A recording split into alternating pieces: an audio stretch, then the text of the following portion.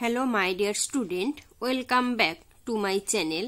আজ আমি BA first semester যাদের এইসি বেঙ্গলি আছে তাদের জন্য রবীন্দ্রনাথ ঠাকুর প্রণীত সহজ পাঠের দ্বিতীয় ভাগ নিয়ে আলোচনা করব।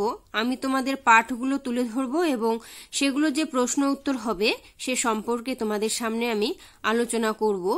তো তোমরা যারা নতুন ভিউয়ার তারা আমার চ্যানেলটিকে সাবস্ক্রাইব করে নেবে। সাবস্ক্রাইব করলে আমি নেক্সট যে ভিডিও আপলোড করব সেই ভিডিওগুলির নোটিফিকেশন তোমরা পেয়ে যাবে এবং ভিডিওগুলিকে তোমরা তোমাদের ফ্রেন্ডসদের কাছে শেয়ার করে দেবে। এই সহজ পাঠের দ্বিতীয় ভাগে 13টি পাঠ আছে, মানে ত্রয়োদশ পাঠ পর্যন্ত আছে। তো আমি তোমাদের সামনে এক এক করে সেই পাঠগুলো তুলে ধরব, ঠিক আছে? তো আমি শুরু করছি আজকের প্রথম পাঠ। বাদল করেছে মেঘের রং ঘন নীল, ঢং ঢং করে 9টা বাজলো। বংশু ছাতা মাথায় কোথায় যাবে? ও যাবে সংসার বাবুর বাসায়, সেখানে কংসবধের অভিনয় হবে। আজ মহারাজ হংসরাজ সিংহ আসবেন, কংসবধ অভিনয় তাকে দেখাবে। বাংলাদেশে তার বাড়ি নয়, তিনি পাংশুপুরের রাজা। সংসারবাবু তারই সংসারে কাজ করেন। কাংলা, তুই বুঝি সংসারবাবুর বাসায় চলেছিস? সেখানে কংসবধে সং সাজতে হবে। কাংলা, তোর ঝুড়িতে কি? ঝুড়িতে আছে পালং শাক, পিডিং শাক, ট্যাংরা মাছ, চিংড়ি মাছ। সংসারবাবুর মা চেয়েছেন। এবার আসছি প্রশ্ন উত্তর পর্বে। তোমরা এই পাঠগুলো কিন্তু ছোটবেলায় সবাই পড়ে এসেছো, হয়তো অনেকে ভুলে গিয়েছো। তো এগুলো আর একবার তোমাদের আমি স্মরণ করে দিচ্ছি। তো এখান থেকে ধরো শর্ট কোশ্চেন আসতে পারে যে বংশু ছাতা মাথায় কোথায় যাবে? তাহলে কি? ও যাবে সংসার বাবুর বাসায়। এই জন্য তোমরা পাঠগুলো একটু মনোযোগ সহকারে পড়বে, তাহলেই তোমরা সেখান থেকে শর্ট কোশ্চেন পেয়ে যাবে। তারপর সংসার বাবুর বাসায় আর কে আসবে? সেখানে আসবে মহারাজ হংসরাজ সিংহ, ঠিক আছে? তো কাংলার ঝুড়িতে কি কি আছে? কাংলার ঝুড়িতে আছে পালং শাক, পিডিং শাক, ট্যাংরা মাছ ও চিংড়ি মাছ। এভাবে কিন্তু শর্ট কোশ্চেন আসে। এরপরে আমি চলে যাচ্ছি দ্বিতীয় পাঠে। আজ আদ্যনাথ বাবুর কন্যার বিয়ে, তার এই শল্যপুরের বাড়িতে। কন্যার নাম শ্যামা, বরের নাম বৈদ্যনাথ। বরের বাড়ি অহল্যাপাড়ায়। তিনি আর তার ভাই সৌম্য পাটের ব্যবসা করেন। তার এক ভাই ধম্যনাথ কলেজে পড়ে আর রম্যনাথ স্কুলে। আদ্যনাথ বড় ভালো লোক, দান ধ্যান পুণ্য কাজে তার মন। দেশের জন্য অনেক কাজ করেন, সবাই বলে তিনি ধন্য। আদ্যনাথবাবু তার ভৃত্য সত্যকে আমার কাছে পাঠিয়েছিলেন। আমি বলেছি তার কন্যার বিবাহে অবশ্য যাব। এখানে এসে দেখি আঙ্গিনায় বাদ্য বাজছে। চাষিরা এবছর ভালো শস্য পেয়েছে, তাই তারা ভিড় করে এসেছে। ভিতরে ঢুকি সাধ্য কি, অগত্যা বাইরে বসে আছি। দেখছি ছেলেরা খুশি হয়ে নৃত্য করছে, কেউ বা ব্যাট বল খেলছে। নিত্যস্মরণ ওদের ক্যাপ্টেন। তো এখান থেকে শর্ট কোশ্চেন আসতে পারে যে আজ কার মেয়ের বিয়ে? তাহলে আজ আদ্যনাথ বাবুর মেয়ের বিয়ে বা কন্যার বিয়ে। কন্যার নাম কি? কন্যার নাম হচ্ছে এখানে শ্যামা। আর বরের নাম কি? বরের নাম হচ্ছে বৈদ্যনাথ। তাহলে বরের বাড়ি কোথায়? বরের বাড়ি হচ্ছে অহল্যাপাড়ায়। সৌম্যর দুই ভাইয়ের নাম কি? ধম্যনাথ এবং হচ্ছে রম্যনাথ, ঠিক আছে? আদ্যনাথ বাবু কেমন লোক ছিলেন? তো বলবে তোমরা আদ্যনাথ বাবু বড় ভালো লোক, দান ধ্যান পুণ্য কাজে তার মন।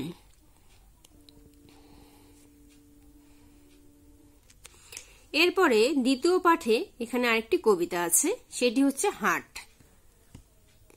কুমোরপাড়ার গরুর গাড়ি, বোঝাই করা কলসি হাড়ি। গাড়ি চালায় বংশীবদন, সঙ্গে যে যায় ভাগ্নে মদন। হাট বসেছে শুক্রবারে, বক্সিগঞ্জে পদ্মাপাড়ে। জিনিসপত্র জুটিয়ে এনে গ্রামের মানুষ বেচে কেনে। উচ্ছে বেগুন পটল মূলো, বেতের বোনা ধামাকুলো। সর্ষে ছোলা ময়দা আটা, শীতের ব্যাপার নকশা কাটা। ঝাঁঝরি করা বেরিহাতা, শহর থেকে সস্তা ছাতা, কলসি ভরা এখোগুড়ে, মাছি যত বেড়ায় উড়ে, খড়ের আটি নৌকো বেয়ে আনলো ঘাটে চাষির মেয়ে, অন্ধকানাই পথের পরে গান শুনিয়ে ভিক্ষে করে, পাড়ার ছেলে স্নানের ঘাটে জল ছিটিয়ে সাঁতার কাটে। তো অনেক সময় এখান থেকে বড় প্রশ্ন আসতে পারে যে সহজ পাঠের দ্বিতীয় ভাগে যে হাট কবিতাটি আছে সেই কবিতাটি সম্পর্কে তোমরা আলোচনা করো। 5 নম্বরে আসতে পারে এরকম, তখন এই হাট কবিতাটি সম্পর্কে তোমরা আলোচনা করবে। ঠিক আছে, এরপরে আসছি তৃতীয় পাঠ। তৃতীয় পাঠের মধ্যে কি আছে? আজ মঙ্গলবার, পাড়ার জঙ্গল সাফ করবার দিন, সব ছেলেরা দঙ্গল বেঁধে যাবে, রঙ্গলাল বাবুও এখনই আসবেন, আর আসবেন তার দাদা বঙ্গবাবু। সিঙ্গি তুমি দৌড়ে যাও তো, অনঙ্গ দাদাকে ধরো, মোটর গাড়িতে তাদের আনবেন, সঙ্গে নিতে হবে কুড়ুল, কোদাল, ঝাঁটা, ঝুড়ি, আর নেব ভিঙ্গি মেথরকে। এবার পঙ্গপাল এসে বড় ক্ষতি করেছে। ক্ষিতিবাবুর ক্ষেতে একটি ঘাস নেই, অক্ষয়বাবুর বাগানে কপির পাতাগুলো খেয়ে সাঙ্গ করে দিয়েছে।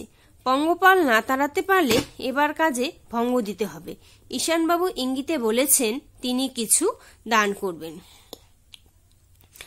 তাহলে যদি শর্ট কোশ্চেন আসে যে কোন দিন পাড়ার জঙ্গল সাফ করার দিন, তাহলে হচ্ছে মঙ্গলবারে পাড়ার জঙ্গল সাফ করার দিন। ঠিক আছে, তো পাড়ার জঙ্গল সাফ করতে কি কি নিতে হবে? সঙ্গে নিতে হবে কুড়ুল, কোদাল, ঝাঁটা এবং ঝুড়ি। আর কাকে নেবে? আর নেবে ভিঙ্গি মেথরকে। তাহলে মেথরের নাম কি? ভিঙ্গি।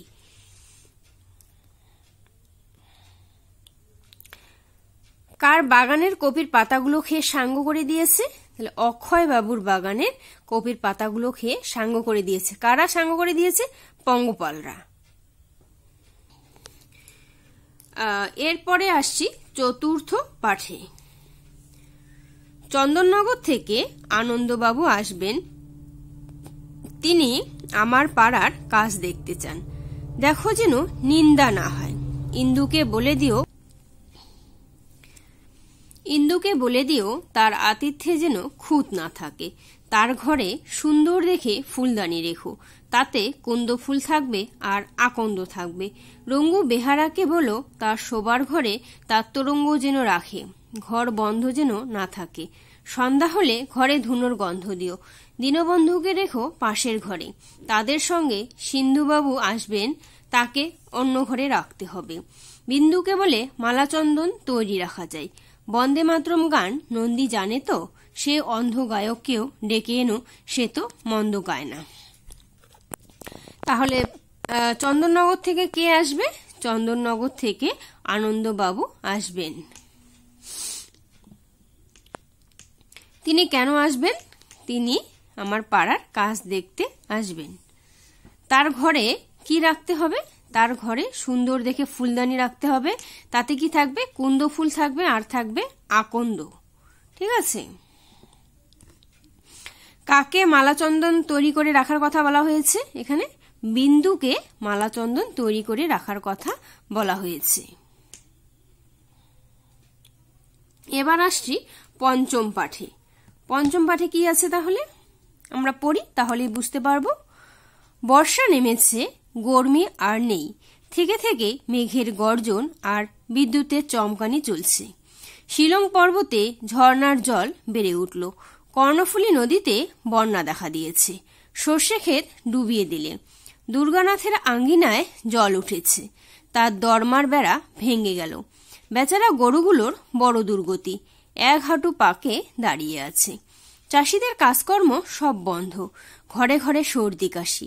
কর্তাবাবু বর্ষাতি পরে চলেছেন, সঙ্গে তার আরদালি তুর্কি মিয়া। গর্ত সব ভরে গিয়ে ব্যাঙের বাসা হলো, পাড়ার নর্দমাগুলো জলে ছাপিয়ে গেছে। তাহলে বর্ষাকালে আমরা কি শুনতে পাই? মেঘের গর্জন আর শুনতে পাই বিদ্যুতের চমকানি। কোন নদীতে বন্যা দেখা দিয়েছে? তাহলে কর্ণফুলী নদীতে বন্যা দেখা দিয়েছে। কার আঙ্গিনায় জল উঠেছে? তাহলে কি দুর্গানাথের আঙ্গিনায় জল উঠেছে। আর কি হয়েছে? তার দরমার বেড়া ভেঙে গিয়েছে।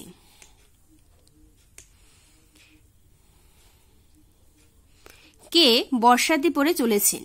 তাহলে কে? কর্তা বাবু বর্ষাতি পরে চলেছেন। আর তার সঙ্গে কে আছে? তার সঙ্গে আছে আরদালি তুর্কি মিয়া। এটা গেল পঞ্চম পাঠ। পঞ্চম পাঠে এখানে আরেকটি কবিতা আছে, সেই কবিতাটি আমি এখন পাঠ করছি আর কি তোমাদের সামনে। ওইখানে মা পুকুর পাড়ে জিওল গাছের বেড়ার ধারে, হোথায় হব বনবাসী কেউ কোথাও নেই। ওইখানে ঝাউতলা জুড়ে বাঁধব তোমার ছোট্ট কুড়ে, শুকনো পাতা বিছিয়ে ঘরে থাকবো দুজনেই। বাঘ ভাল্লুক অনেক আছে, আসবে না কেউ তোমার কাছে, দিন রাত্রির কোমর বেঁধে থাকবো পাহারাতে। রাক্ষসীরা ঝোপে ঝাড়ে মারবে উকি আড়ে আড়ে, দেখবে আমি দাঁড়িয়ে আছি ধনুক নিয়ে হাতে।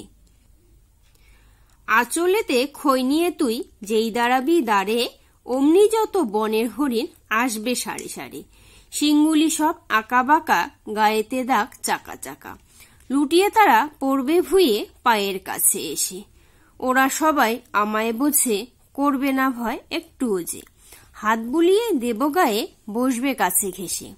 ফলসা বনে গাছে গাছে ফল ধরে মেঘ ঘনিয়ে আছে, ওইখানেতে ময়ূর এসে নাচ দেখিয়ে যাবে। শালিকরা সব মিছি লাগিয়ে দেবে কিচিকিচি, কাঠবেড়ালি লেজটি তুলে হাত থেকে ধান খাবে। এটি হলো পঞ্চম পাঠে। তো আসতে পারে যে পঞ্চম পাঠের যে কবিতাটি আছে সেই কবিতাটি সম্পর্কে আলোচনা করো। এই কবিতাটি কিন্তু কোনো নাম নেই, ঠিক আছে? তো এই কবিতাটি সম্পর্কে তোমরা তখন আলোচনা যদি আসে তখন তোমরা সেইভাবে উত্তর লিখবে। এবার আসি ষষ্ঠ পাঠে। উষ্ট্রি নদীর ঝর্ণা দেখতে যাব, দিনটা বড় বিশ্রী, শুনছো বজ্রের শব্দ, শ্রাবণ মাসের বাদলা, উষ্ট্রিতে বান নেমেছে, জলের স্রোত বড় দুরন্ত, অবিশ্রান্ত ছুটে চলেছে অনন্ত, এসো একসঙ্গে যাত্রা করা যাক। আমাদের দুদিন মাত্র ছুটি, কলেজের ছাত্রীরা গেছে ত্রিবেণী, কেউ বা গেছে আত্রাই, সাঁতরাগাছির কান্তিমিত্র যাবে আমাদের সঙ্গে উষ্ট্রির ঝর্ণায়। শান্তা কি যেতে পারবে? সে হয়তো শ্রান্ত হয়ে পড়বে। পথে যদি জল নামে মিশ্রদের বাড়ি আশ্রয় নেব। সঙ্গে খাবার আছে তো? সন্দেশ আছে, পান্তুয়া আছে, বোঁদে আছে। আমাদের কান্ত চাকর শীঘ্র কিছু খেয়ে নিক, তার খাবার আগ্রহ দেখিনি। সে ভোরের বেলায় পান্তা ভাত খেয়ে বেরিয়েছে, তার বোন খান্তমণি তাকে খাইয়ে দিলে। তাহলে এখান থেকে প্রশ্ন আসতে পারে যে আমরা কোন নদীর ঝর্ণা দেখতে যাব? তাহলে উষ্ট্রি নদী ঝর্ণা দেখতে যাব।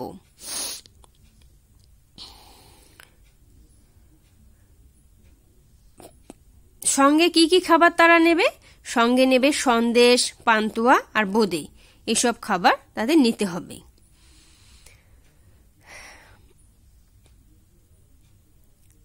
আর কে পান্তা ভাত খেয়ে বেরিয়েছে?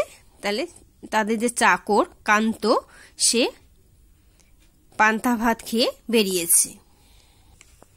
এবার আমরা চলে আসলাম সপ্তম পাঠে। সপ্তম পাঠে কি আছে?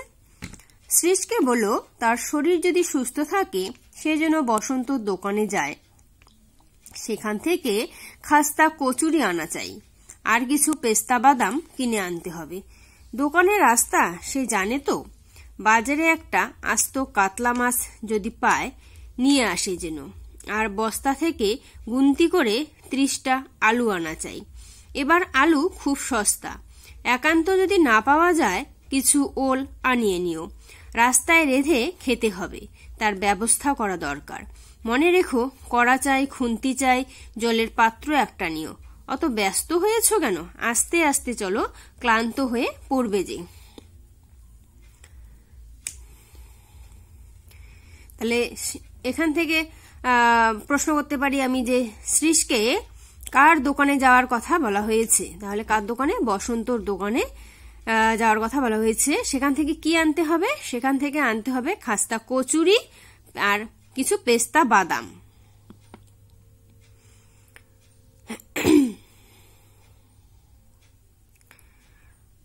আর বাজারে থেকে কি আনবে? বাজার থেকে একটা আস্ত কাতলা মাছ নিয়ে আসবে, আর বস্তা থেকে গুনতি করে কি আনবে? 30টা আলু। কারণ রাস্তায় তাদের রান্না করে খেতে হবে। তো রাস্তায় রান্না করার জন্য তাদের কি কি দরকার? কড়া চাই, খুন্তি চাই, মানে কড়াই চাই, খুন্তি চাই, আর জলের একটা পাত্র তাদের নিতে হবে, না হলে তো তারা রান্না করতে পারবে না।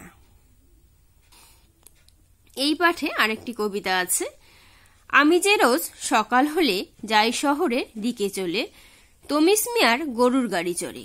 সকাল থেকে সারা দুপুর ইট সাজিয়ে ইটের উপর খেয়াল মতো দেওয়াল তুলি গড়ে। সমস্ত দিন ছাদ পিটুনি, গান গেয়ে ছাদ পিটোয় শুনি। অনেক নিচে চলছে গাড়ি ঘোড়া, বাসনওয়ালা থালা বাজায়, সুর করে ওই হাঁক দিয়ে যায়। আতাওয়ালা নিয়ে ফলের ঝোড়া, 4:30 বেজে ওঠে, ছেলেরা সব বাসায় ছুটে, হো হো করে উড়িয়ে দিয়ে ধুলো। রোদ্দুর যেই আসে পড়ে, পুবের মুখে কোথা ওড়ে, দলে দলে ডাক দিয়ে কাকগুলো।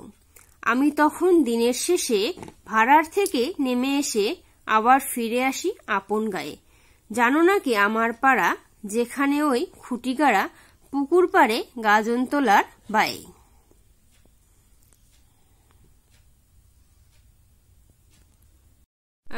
তো সপ্তম পাঠ শেষ হলো। এবার চলে আসলাম আমরা অষ্টম পাঠে। আরমানি গির্জের কাছে আপিস, যাওয়া মুশকিল হবে। পূর্ব দিকের মেঘ ইস্পাতের মতো কালো, পশ্চিম দিকের মেঘ ঘন নীল। সকালে রৌদ্র ছিল, নিশ্চিন্ত ছিলাম। দেখতে দেখতে বিস্তর মেঘ জমেছে। বাদলা বেশিক্ষণ স্থায়ী না হলে বাঁচি। শরীরটা অসুস্থ আছে, মাথা ধরেছে, স্থির হয়ে থাকতে পারছি নে। আপিসের ভাত এখনো হলো না। উনানের আগুনটা উস্কিয়ে দাও, ঠাকুর আমার ঝোলে যেন লঙ্কা না দেয়। বঙ্কিমকে আমার অঙ্কের খাতাটা আনতে বলো। দোতলা ঘরের পালঙ্কের উপর আছে, কঙ্কা খাতা নিয়ে খেলতে গিয়ে তার পাতা ছিঁড়ে দিয়েছে। তাহলে কোথায় আপিস? আরমানি গির্জের কাছে আপিস। কোন দিকের মেঘ ইস্পাতের মতো কালো? তাহলে হবে পূর্ব দিকের মেঘ ইস্পাতের মতো কালো। আর পশ্চিম দিকের মেঘ কেমন? পশ্চিম দিকের মেঘ হচ্ছে ঘন নীল। কাকে অঙ্কের খাতা আনতে বলা হয়েছে? এখানে বঙ্কিমকে অঙ্কের খাতা আনতে বলা হয়েছে। কে তার খাতার পাতা ছিঁড়ে দিয়েছে? কঙ্কা।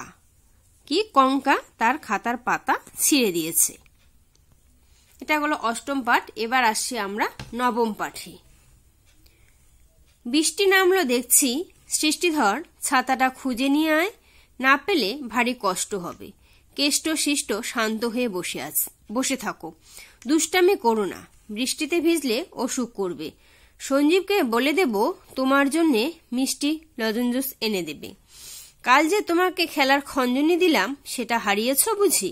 ও বাড়ি থেকে রঞ্জনকে ডেকে দেব, সে তোমার সঙ্গে খেলা করবে। কাঞ্জিলাল ব্যাঙগুলো ঘরের মধ্যে আসে যে, ঘর নষ্ট করবে। ওরে তুষ্টু, ওদের তাড়িয়ে দে। ঘন মেঘে সব অস্পষ্ট হয়ে এলো, আর দৃষ্টি চলে না। বষ্টমী গান গাইতে এসেছে, ওকে নিষ্ঠুর হয়ে বাইরে রেখো না, বৃষ্টিতে ভিজে যাবে, কষ্ট পাবে।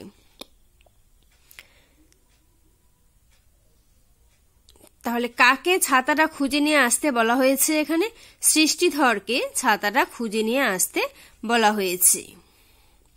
কে শান্তশিষ্ট হয়ে বসে আছে? কেষ্ট।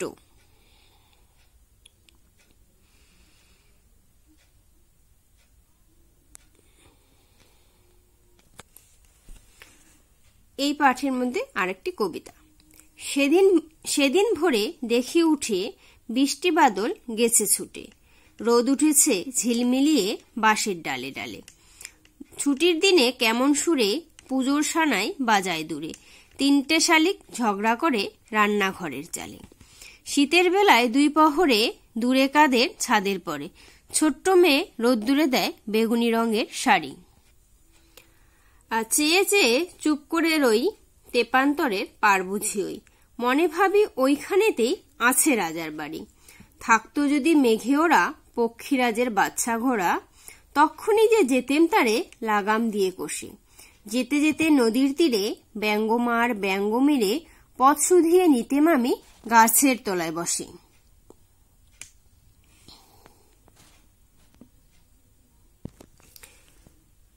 এবার চলে আসলাম দশম পাঠে। এত রাত্রে দরজায় ধাক্কা দিচ্ছে কি? কেউ না, বাতাস ধাক্কা দিচ্ছে।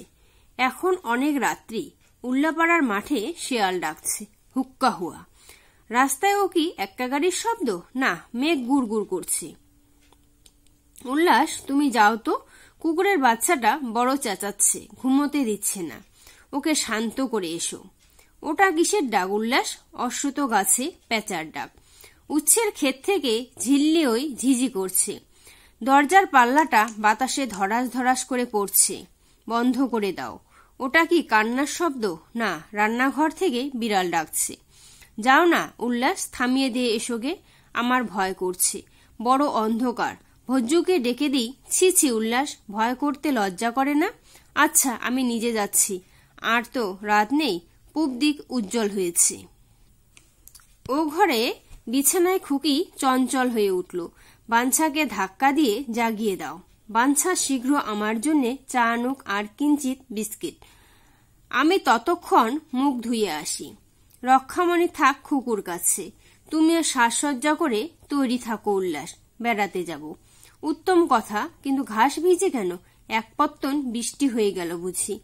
এবার লণ্ঠনটা নিভিয়ে দাও, আর মন্টুকে বলো বারান্দা পরিষ্কার করে দিক। এখনই রেভারেন্ড এন্ডারসন আসবেন। পণ্ডিত মশাইয়েরও আসবার সময় হলো। ওই শুনো, কুণ্ডুদের বাড়ি ঢং ঢং করে 6টার ঘন্টা বাজে। তাহলে এই পাঠের মধ্যে আমরা যে প্রশ্নগুলো পাচ্ছি সেগুলো হচ্ছে, এত রাত্রে দরজায় ধাক্কা কে দিচ্ছে? তাহলে কি বাতাস ধাক্কা দিচ্ছে।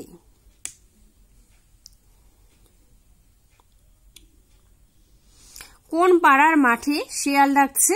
তাহলে উল্লাপাড়ার মাঠে শেয়াল ডাকছে। রাস্তায় কি গাড়ির শব্দ হচ্ছে? রাস্তায় কিসের শব্দ? যে রাস্তায় একা গাড়ির শব্দ না, সেটা হচ্ছে মেঘ গুড় গুড় করছে। কোন গাছে পেঁচা ডাকছে?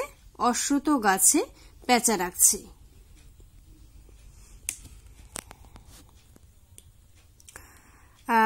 কার আসার কথা এখানে বলা হয়েছে? রেভারেন্ড এন্ডারসনের আসার কথা এখানে বলা হয়েছে। কুণ্ডুদের বাড়িতে ঢং ঢং করে কটার ঘন্টা বাজলো? কুণ্ডুদের বাড়িতে ঢং ঢং করে 6টার ঘন্টা বাজলো।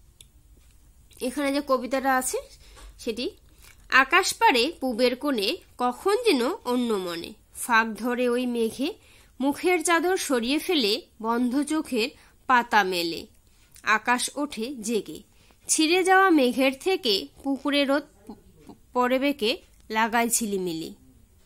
বাঁশবাগানের মাথায় মাথায় তেঁতুল গাছের পাতায় পাতায় হাসায় খিলিখিলি। হঠাৎ কিসের মন্ত্র এসে ভুলিয়ে দিলে এক নিমেষে বাদল বেলার কথা। হারিয়ে পাওয়া আলোটিরে নাচায় ডালে ফিরে ফিরে ঝুমকো ফুলের লতা। এবার আসি একাদশ পাঠে।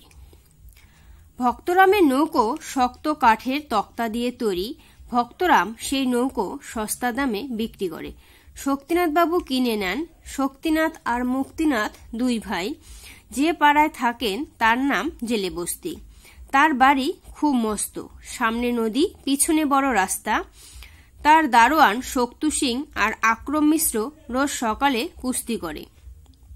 শক্তিনাথ বাবুর চাকরের নাম অক্রুর, তার বড় ছেলের নাম বিক্রম, ছোট ছেলের নাম শক্রুনাথ।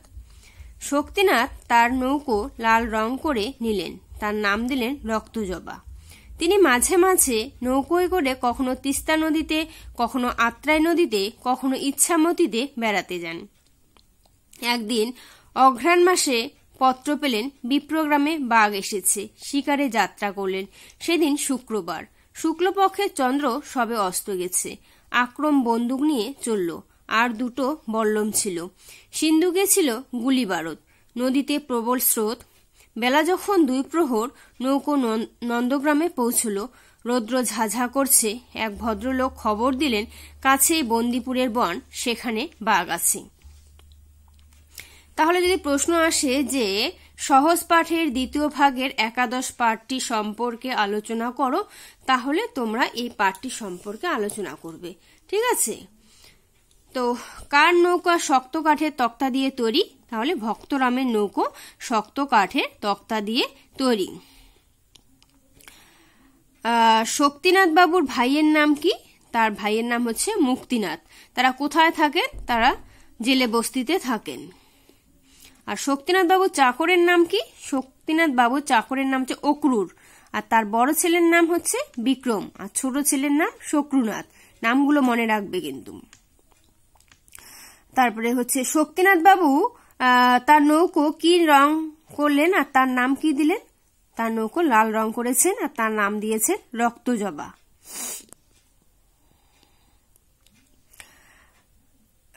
তারা কি বারে শিকারে যাত্রা করেছিলেন? শুক্রবারে।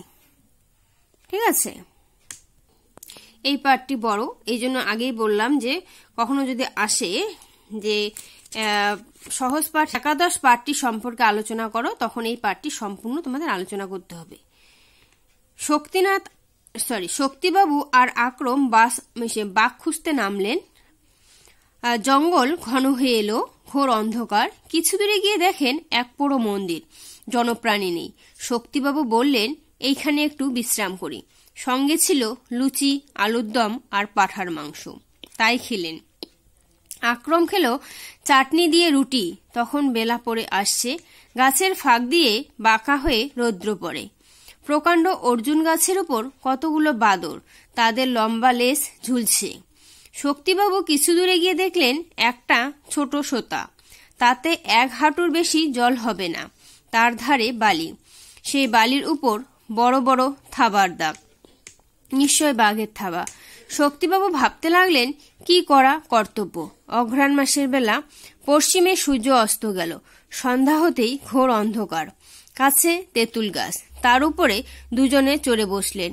গাছের গুড়ির সঙ্গে চাদর দিয়ে নিজেদের বাঁধলেন, পাছে ঘুম এলে পড়ে যান। কোথাও আলো নেই, তারা দেখা যায় না, কেবল অসংখ্য জোনাকি গাছে গাছে জ্বলছে। শক্তিবাবুর একটু নিদ্রা এসেছে, এমন সময় হঠাৎ ধপ করে একটা শব্দ হওয়াতে চমকে জেগে উঠলেন। দেখলেন কখন বাঁধন আলগা হয়ে আক্রম নিচে পড়ে গেছে। শক্তিনাথ তাকে দেখতে তাড়াতাড়ি নেমে এলেন। হঠাৎ দেখেন কাছে অন্ধকারে দুটো চোখ জলজল করছে। কি সর্বনাশ, এ তো বাঘের চোখ। বন্দুক তোলবার সময় নেই। ভাগ্যে দুজনের কাছে দুটো বিজলিবাতির মশাল ছিল। সে দুটো যেমনি হঠাৎ জ্বালানো, অমনি বাঘ ভয়ে দৌড় দিল। সে রাত্রি আবার দুজনের গাছে কাটলো। পরের দিন সকাল হলো, কিন্তু জঙ্গলের মধ্যে রাস্তা মেলে না। যতই চলে জঙ্গল বেড়ে যায়।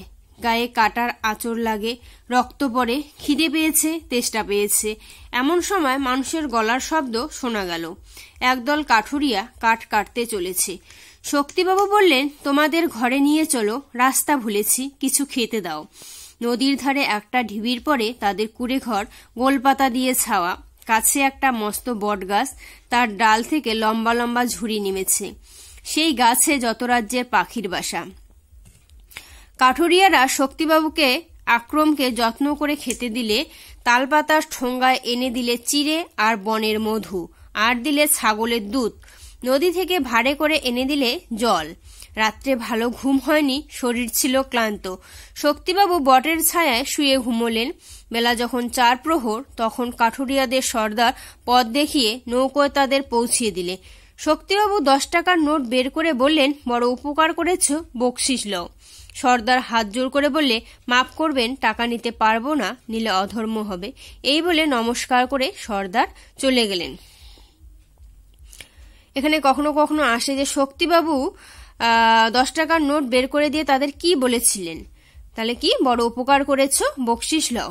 তারপর পরিপ্রেক্ষিতে সর্দার কি বলেছিল? সর্দার হাত জোর করে বলেছিল যে মাফ করবেন, টাকা নিতে পারবো না, নিলে অধর্ম হবে। এখানে যে কবিতাটি আছে সেটি। একদিন রাতে আমি স্বপ্ন দেখনু, চেয়ে দেখো বলে যেন বিনু। চেয়ে দেখি ঠোকাঠুকি বর্গা করিতে, কলিকাতা চলিয়াছে নড়িতে নড়িতে। ইটে গড়া গন্ডার বাড়িগুলো সোজা, চলিয়াছে দুদ্দার জানালা দরজা। রাস্তা চলেছে যত অজগর সাপ, পিঠে তার ট্রাম গাড়ি পরে ধূপধাপ। দোকান বাজার সব নামে আর ওঠে, ছাদের গায়েতে ছাদ মরে মাথা কুটে। হাওড়ার ব্রিজ চলে মস্ত সে বিছে, হ্যারিসন রোড চলে তার পিছে পিছে। মনুমেন্টের দোল যেন খ্যাপা হাতি, শূন্যে দুলায়ে সুর উঠিয়াছে মাতি। আমাদের স্কুল ছোটে হন হন, অঙ্কের বই ছোটে ছোটে ব্যাকরণ। ম্যাপগুলো দেওয়ালেতে করে ছটফট, পাখি যেন মারিতেছে পাখার ঝাপট। ঘণ্টা কেবলই দোলে ঢং ঢং বাজে, যত কেন বেলা হোক তবু থামে না যে। লক্ষ লক্ষ লোক বলে থামো থামো, কোথা হতে কোথা যাবে একই পাগলামো। কলিকাতা শোনে নাকো চলার খেয়ালে, নৃত্যের নেশা তার স্তম্ভে দেওয়ালে। আমি মনে মনে ভাবি চিন্তা তো নাই, কলিকাতা যাক নাকো সোজা বোম্বাই। দিল্লি লাহোরে যাক, যাক না আগ্রা, মাথায় পাগড়ি দেব পায়েতে নাগরা। কিংবা সে যদি আজ বিলাতেই ছোটে, ইংরেজ হবে সবে বুট হ্যাট কোটে। কিসের শব্দে ঘুম ভেঙে গেল যেই, দেখি কলিকাতা আছে কলিকাতাতেই। তো এটা একটা স্বপ্নের বর্ণনা দিয়েছে। আমরা যেমন রাত্রিবেলা অনেক কিছু স্বপ্ন দেখি, সেরকম সে স্বপ্ন দেখেছিল। তারপর যখন তার ঘুম ভেঙে যায় তখন সে দেখতে পায় যে কলিকাতা কলিকাতাতেই আছে। ঠিক আছে, এবার চলে আসি দ্বাদশ পাঠ। গুপ্তিপাড়ার বিশ্বম্বর বাবু পালকি চড়ে চলেছেন সপ্তগ্রাম। ফাল্গুন মাস, কিন্তু এখনো খুব ঠান্ডা। কিছু আগে প্রায় সপ্তাহ ধরে বৃষ্টি হয়ে গেছে। বিশ্বম্বর বাবুর গায়ে এক মোটা কম্বল। পালকির সঙ্গে চলেছে তার শম্ভু চাকর, হাতে এক লম্বা লাঠি। পালকির ছাদে ওষুধের বাক্স দড়ি দিয়ে বাঁধা। শম্ভুর গায়ে অদ্ভুত জোর। একবার কুম্ভীরার জঙ্গলে তাকে ভল্লুকে ধরেছিল, সঙ্গে বন্দুক ছিল না, শুদ্ধ কেবল লাঠি নিয়ে ভল্লুকের সঙ্গে তার যুদ্ধ হলো। শম্ভুর হাতের লাঠি খেয়ে ভল্লুকে মেরুদণ্ড গেল ভেঙে, তার আর উত্থান শক্তি রইল না। আর একবার শম্ভু বিশ্বম্বর বাবুর সঙ্গে গিয়েছিল স্বর্ণগঞ্জে। সেখানে পদ্মা নদী চড়ে রান্না চড়াতে হবে। তখন গ্রীষ্মকালের মধ্যাহ্ন, পদ্মার ধারে ছোট ছোট ঝাউ গাছের জঙ্গল, উনান ধরানো চাই। দা দিয়ে শম্ভু ঝাউডাল কেটে আটি বাঁধল। অসহ্য রৌদ্র, বড় তৃষ্ণা পেয়েছে। নদীতে শম্ভু জল খেতে গেল, এমন সময় দেখলে একটা বাছুরকে ধরেছে কুমিরে। শম্ভু এক লম্ফে জলে পড়ে কুমিরের পিঠে চড়ে বসল। দা দিয়ে তার গলায় পোষ দিতে লাগলো। জল লাল হয়ে উঠল রক্তে। কুমির যন্ত্রণায় বাছুরকে দিল ছেড়ে। শম্ভু সাঁতার দিয়ে ডাঙ্গায় উঠে এলো। বিশ্বম্বরবাবু ডাক্তার, রোগী দেখতে চলেছেন বহুদূরে। সেখানে স্টিমার ঘাটে স্টেশন মাস্টার মধু বিশ্বাস। তার ছোট ছেলের অম্লশূল বড় কষ্ট পাচ্ছে। তাহলে স্টিমার ঘাটে স্টেশন মাস্টারের নাম কি? মধু বিশ্বাস। বিষ্ণুপুরের পশ্চিম ধারের মাঠ প্রকাণ্ড। সেখানে যখন পালকি এলো তখন সন্ধ্যা হয়ে এসেছে। রাখাল গরু নিয়ে চলেছে গোষ্ঠে ফিরে। বিশ্বম্বরবাবু তাকে ডেকে জিজ্ঞাসা করলেন, ওহে বাপু, সপ্তগ্রাম কতদূর বলতে পারো? রাখাল বললে, আজ্ঞে সে তো 7 ক্রোশ হবে। আজ সেখানে যাবেন না। পথে ভীষ্মহাটের মাঠ, তার কাছে শ্মশান, সেখানে ডাকাতের ভয়। ডাক্তার বললেন, বাবা, রোগী কষ্ট পাচ্ছে, আমাকে যেতেই হবে। তিলপনি খালের ধারে যখন পালকি এলো, রাত্রি তখন 10টা। বাঁধন আলগা হয়ে পালকির ছাদ থেকে ডাক্তারের বাক্সটা গেল পরে। ক্যাস্টর অয়েলের শিশি ভেঙে চূর্ণ হয়ে গেল। বাক্সটা তো ফের শক্ত করে বাঁধলে, কিন্তু আবার বিপদ। খাল পেরিয়ে আন্দাজ 2 ক্রোশ পথে গেছে, এমন সময় মরমর করে ডান্ডা গেল ভেঙে। পালকিটা পড়ল মাটিতে। পালকি হালকা কাঠে তৈরি। বিশ্বম্বরবাবুর দেহটি স্থূল। আর উপায় নেই, এইখানে রাত্রি কাটাতে হবে।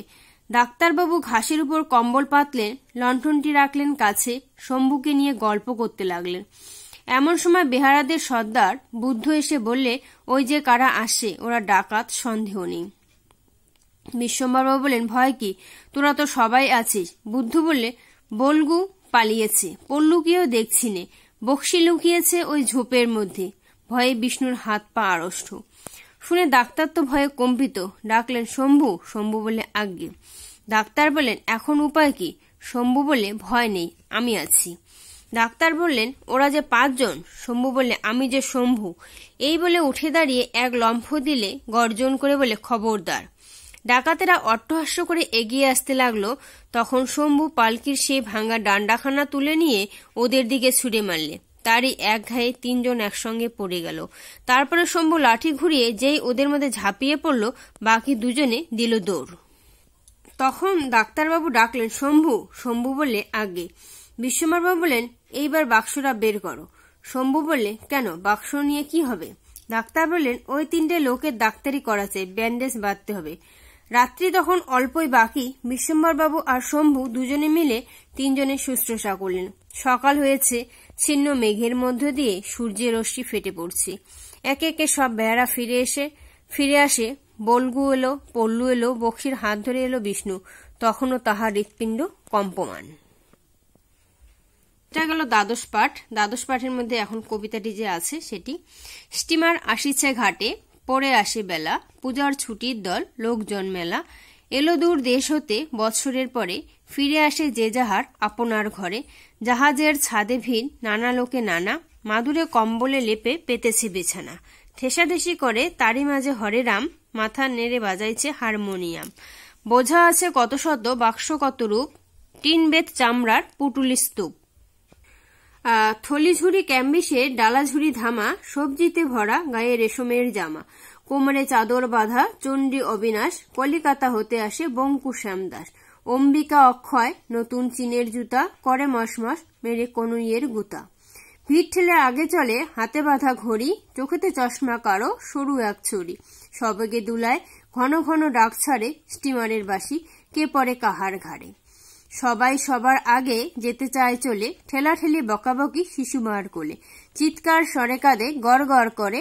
নোঙ্গর ডুবিল জলে শিকলের ডোরে, জাহাজ পড়িল বাধা সিঁড়ি গেল নেমে, ইঞ্জিনের ধকধকি সব গেল থেমে, কুলি কুলি ডাক পড়ে ডাঙ্গা হতে মুটে, দূর দাঁড় করে এলো দলে দলে ছুটে, তীরে বাজাইয়া হাড়ি গাহিছে ভজন, অন্ধবেনী যাত্রীদের আত্মীয় স্বজন, অপেক্ষা করিয়া আছে নাম ধরে ডাকে, খুঁজে খুঁজে বের করে যে যাহাকে, চলিল গরুর গাড়ি চলে পালকি ডুলি, শ্যাকরা গাড়ির ঘোড়া উড়াইল ধুলি, সূর্য গেল অস্তাচলে আধারে ঘনালো, হেথা হোথা কেরোসিন লণ্ঠনের আলো, দুলিতে দুলিতে যায় তার পিছে পিছে, মাথায় বোঝাই নিয়ে মুটেরা চলিছে, শূন্য হয়ে গেল তীর আকাশের কোণে, পঞ্চমী চাঁদ উঠে দূরে বাঁশবনে, শিয়াল উঠিল ডেকে মুদির দোকানে, টিম টিম করে দীপ জলে একখানে।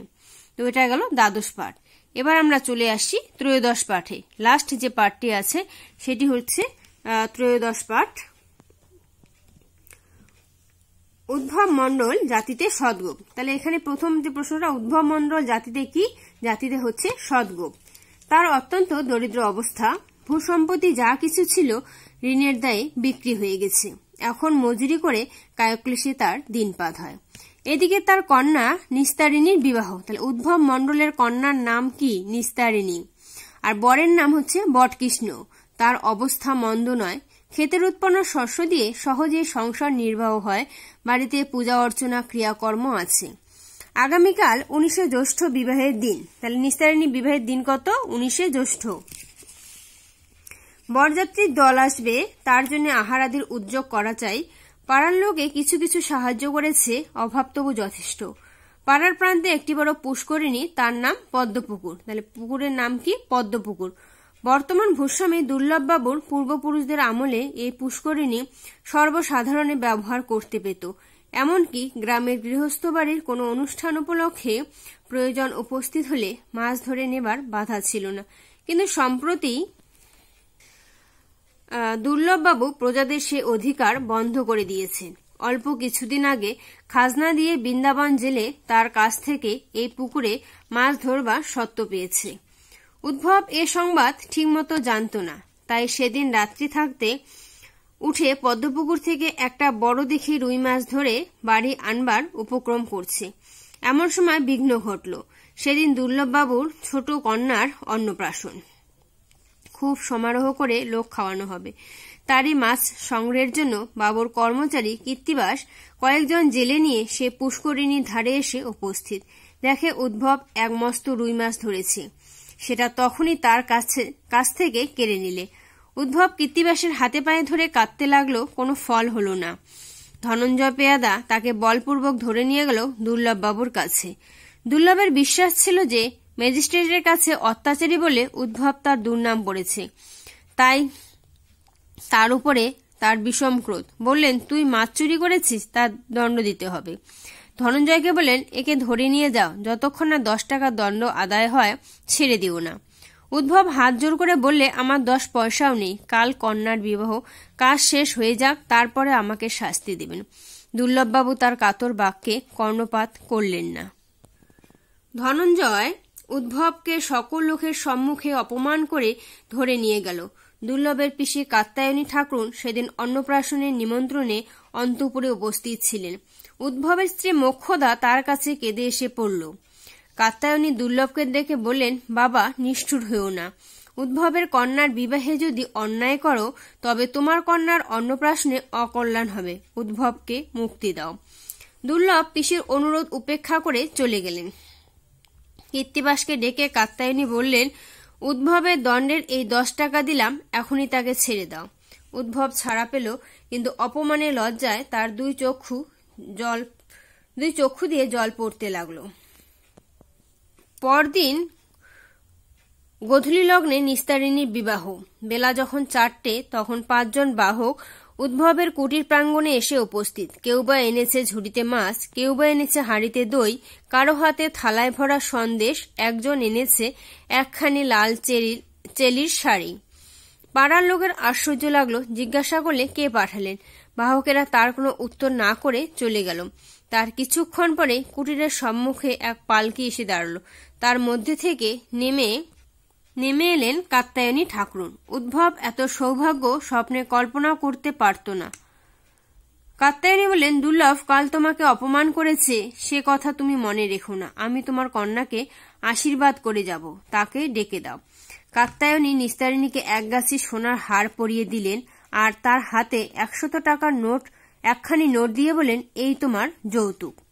তো এটা গেল ত্রয়োদশ পাঠ। ত্রয়োদশ পাঠে এখন যে কবিতাটি আছে সেটি পাঠ করব। এই সোনার হারের ফটো তোমরা দেখতে পাচ্ছ এখানে, যে কাত্যায়নী যেটা নিস্তারিণীকে দিয়েছিল। ঠিক আছে, লাস্ট কবিতা। অঞ্জনা নদী তীরে চন্দনী গায়ে, পোড়ো মন্দিরখানা খঞ্জের বায়ে, জীর্ণ ফাটল ধরা এক কোণে তারি, অন্ধ নিয়েছে বাসা কুঞ্জবিহারী। আত্মীয় কেহ নাই, নিকট কি দূর, আছে এক লেসকাটা ভক্ত কুকুর। আর আছে একতারা বক্ষেতে ধরে, গুনগুন গান গায় গুঞ্জন স্বরে। গঞ্জের জমিদার সঞ্জয় সেন, দুমুঠো অন্ন তারে 2 বেলা দেন। সাতকড়ি ভঞ্জের মস্ত দালান, কুঞ্জ সেখানে করে প্রত্যুষী গান। হরি হরি রফ উঠে অঙ্গন মাঝে, ঝনঝনি ঝনঝনি খঞ্জনি বাজে। ভঞ্জের পিসিতাই সন্তোষ পান, কুঞ্জকে করেছেন কম্বল দান। চিরে মুরকিতে তার ভরিদান ঝুলি, পৌষে খাওয়ান ডেকে মিঠে পিঠে পুলি। আশ্বিনে হাট বসে ভারী ধুম করে, মহাজনী নৌকায় ঘাট যায় ভরে। হাঁকাহাঁকি ঠেলাঠেলি মহাশোরগোল, পশ্চিমী মাল্লারা বাজায় মাদল। বোঝা নিয়ে মন্থর চলে গরু গাড়ি, চাকাগুলো ক্রন্দন করে ডাকছাড়ি। কল্লোলে কোলাহলে জাগে এক ধ্বনি, অন্ধের কণ্ঠের গান আগমনী। সেই গান মিলে যায় দূর হতে দূরে, শরতেরে আকাশেতে সোনারোদ দূরে। তো স্টুডেন্ট, সহজ পাঠের দ্বিতীয় ভাগে যে ত্রয়োদশ পাঠ পর্যন্ত আছে, সেই ত্রয়োদশ পাঠ পর্যন্ত আমি তোমাদের সামনে আজ নিয়ে আসলাম। তো তোমরা যারা আমার ভিডিওটিকে আর কি প্রথম থেকে শেষ পর্যন্ত দেখলে, তারা যদি নতুন ভিউয়ার হয়ে থাকো তাহলে আমার চ্যানেলটিকে তোমরা সাবস্ক্রাইব করে নেবে। আর তোমরা এই ভিডিওগুলি দেখে যদি উপকৃত হয়ে থাকো, আমাকে কমেন্ট সেকশনে তোমরা কমেন্ট করে জানাবে। ঠিক আছে, আর কিছু যদি জানার থাকে তাহলে আমাকে কমেন্ট সেকশনে তোমরা কমেন্ট করবে। আজ এখানে রাখছি, সবাই ভালো থেকো, ধন্যবাদ।